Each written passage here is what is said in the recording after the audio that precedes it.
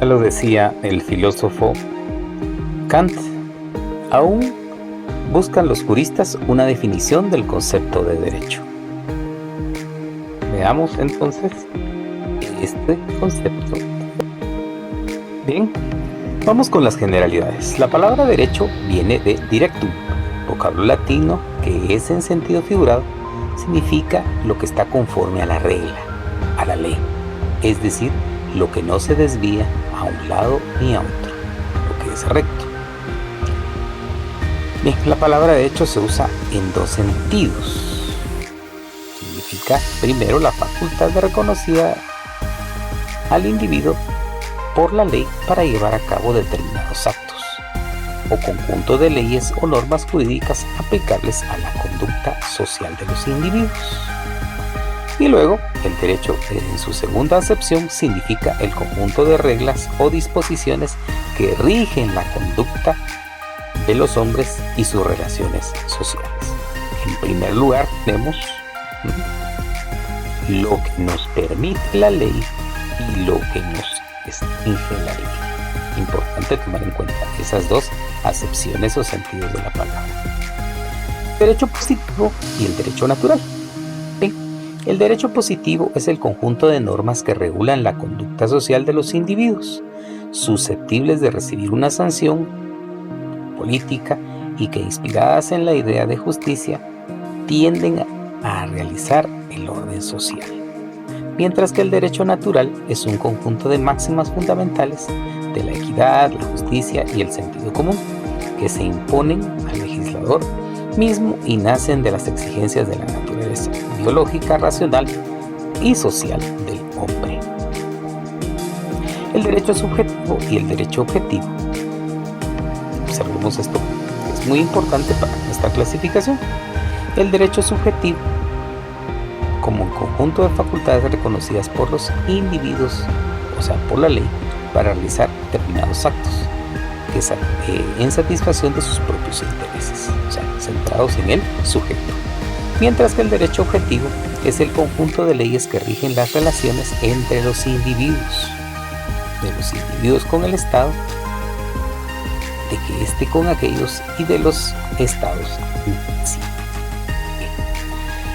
Derecho subjetivo se divide a la vez en tres grandes grupos: los derechos subjetivos públicos, los derechos subjetivos políticos y los derechos subjetivos civiles, personales, patrimoniales, reales y de crédito. Es acá donde entra nuestro derecho mercantil.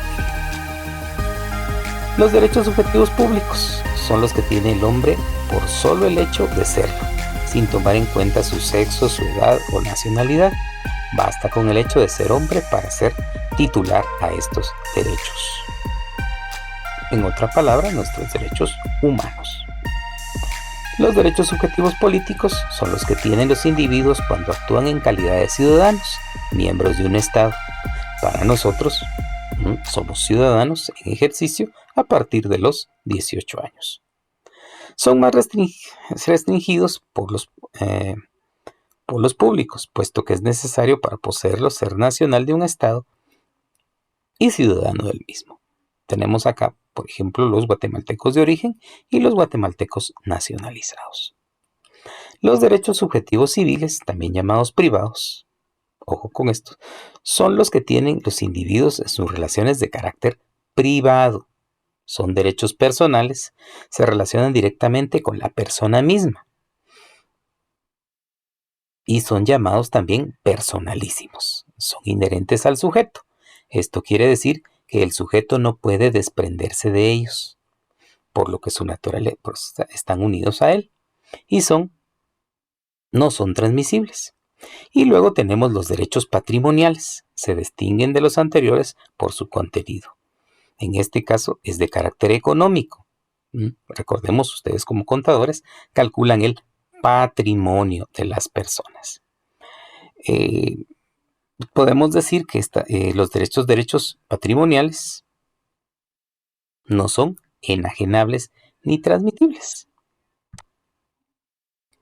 Son reales los que se conceden a su titular un poder directo e inmediato sobre la materia del derecho y son de crédito cuando tienen como origen una relación intermedia entre dos personas, por la facultad de ser un acreedor o un deudor, que son conceptos que ustedes ya manejan en la contabilidad. Bien, el derecho objetivo por sus divisiones puede ser interno, externo o interestatal, es decir, mundial.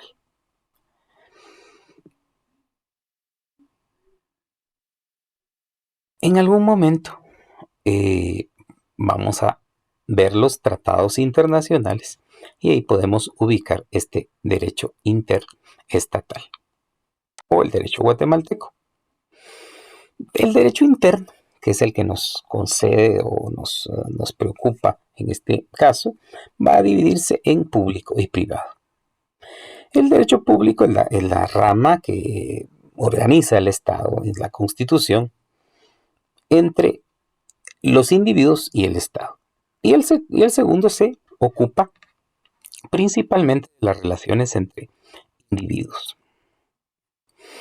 El derecho público es el conjunto de normas jurídicas que regulan las relaciones del Estado, como este soberano con los ciudadanos y con los otros estados. El derecho público se divide en varias ramas: administrativo, constitucional, penal, procesal, el derecho al trabajo y el derecho agrario. Bien, el derecho administrativo es el conjunto de reglas o disposiciones que rigen la organización del poder.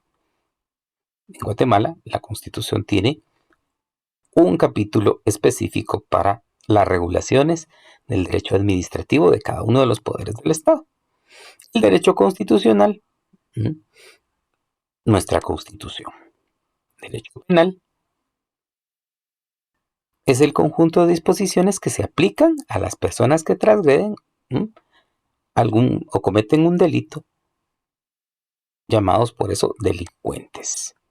El derecho procesal son todas las disposiciones que rigen la organización, o sea, el poder judicial.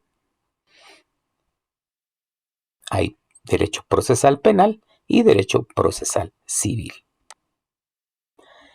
También tenemos, obviamente, nuestro derecho al trabajo. En Guatemala el derecho es una obligación y un derecho humano. Un derecho a las tierras, el derecho agrario. Mientras que, cuando ya hablamos de derecho privado, es aquel que se da entre particulares. El derecho privado puede dividirse también en derecho civil y derecho mercantil. En algunos casos, el derecho canónico o eclesiástico, es decir, el derecho que rige a la iglesia. A nosotros nos interesa el derecho mercantil, que es una rama del derecho privado y, como ya vimos, un derecho objetivo. El derecho civil, las disposiciones que se rigen entre particulares.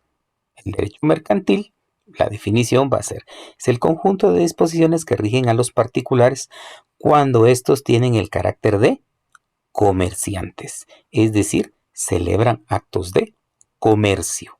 Entrar específicamente en cómo quedamos el derecho mercantil. ¿Dónde lo vamos a ubicar? Dentro del derecho privado, dentro del derecho interno, dentro del derecho objetivo, es decir, un derecho positivo. Esta es la rama del derecho mercantil y a partir de acá vamos a elaborar diferentes análisis del Código de Comercio.